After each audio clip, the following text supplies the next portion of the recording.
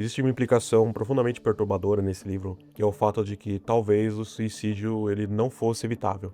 E essa armadilha já é prefigurada desde o início do livro até o final, quando o Werther efetivamente se mata. E talvez o que simbolize mais esse romantismo seja o fato dele andar sempre com Homero debaixo do braço. E o fato dele ler e citar Homero em grego reforça a ideia de que ele é diferente, ele é mais culto, ele é mais sensível e consequentemente, um mais deslocado também. E no livro 2, quando ele finalmente resolve tomar um rumo na vida, né, ele acaba se vendo incapaz de lidar com as rotinas do trabalho, com obediência, por considerar tudo isso antinatural e, de certa forma, uma ofensa ao seu espírito sensível. E por fim, ele acaba retornando para o mesmo ócio que já havia começado a destruí-lo, né? E partindo da caracterização do Werther e da sua circunstância, o terceiro ponto seria essa etapa da racionalização, né?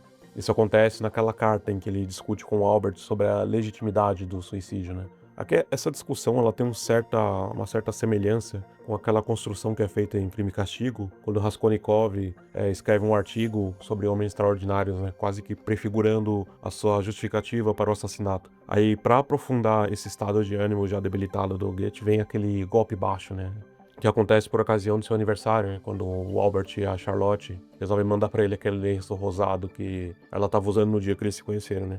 Aqui os dois, voluntária ou involuntariamente, acabam provocando demais, né, dando naquela cutucada desnecessária na besta, né.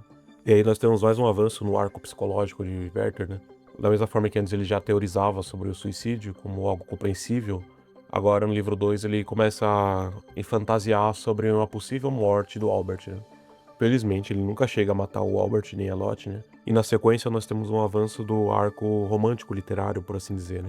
Que da mesma forma que no primeiro livro ele lia sobre Homero, agora ele passa a ler sobre Ossian, que é um poeta que particularmente eu não conheço, né, mas que é descrito como um poeta melancólico, sombrio, já prefigura essa alteração do eixo heróico, romântico do passado, para o fascínio pela morte, uma espécie de tanatofilia.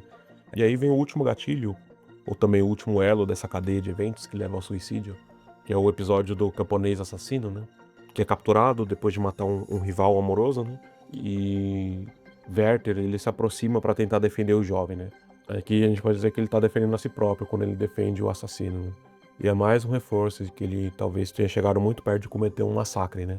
E esse encontro com o camponês, ele tem um certo caráter simbólico, talvez até mesmo uma sugestão sobrenatural a respeito, porque evidentemente esse encontro é o que acelera a decisão de Werther em se matar, né. E eu faço um paralelo com aquela lenda da cultura alemã do doppelganger, né, que seria esse alter ego seu, que quando você encontra, ele antecede a sua morte. Porque claramente aqui esse camponês é uma versão, então, por assim dizer, piorada de Werther, né. E, portanto, encontrar o seu alter ego sombrio faz com que Werther chegue ao seu fim inevitável. Como diria Nelson Rodrigues, jovens envelheçam.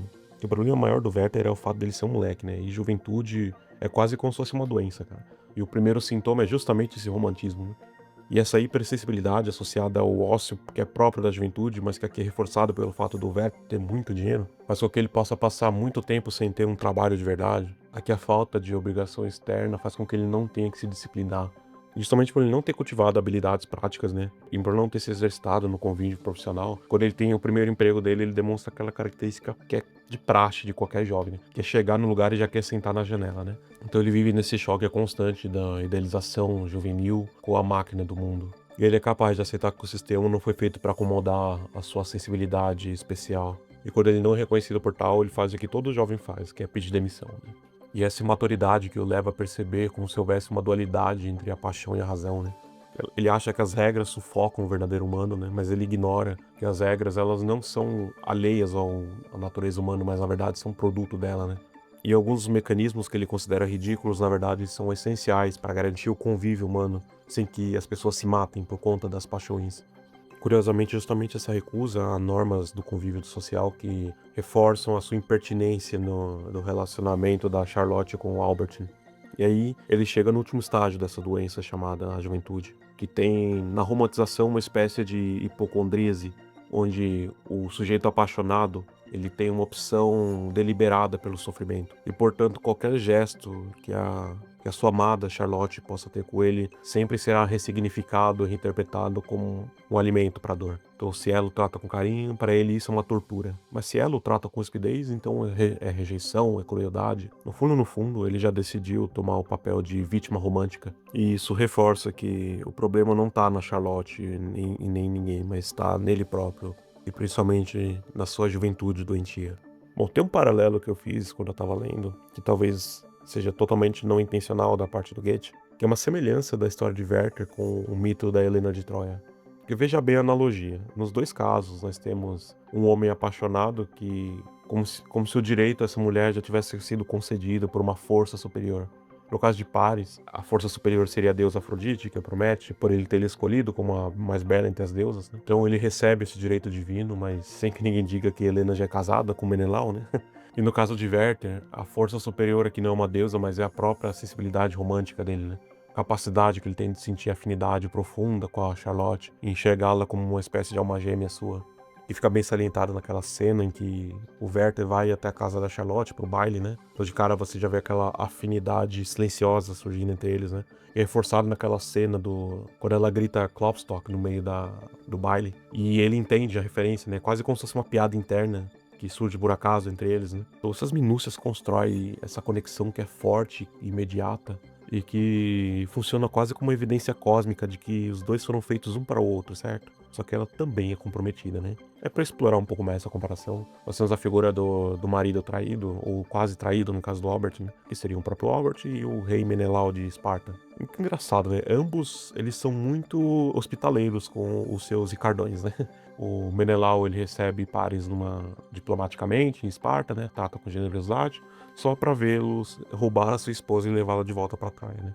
E o Albert também, ele sempre trata o Werther com cortesia, dá confiança, dá corda pro garoto, né? O Werther, como um bom desgraçado, ele não respeita essa hospitalidade, né? E ele sempre volta para abusar um pouco mais da cordialidade do Albert. Então não dá pra dizer que Albert tem um pouco de sabor de Menelau, né? Por assim dizer.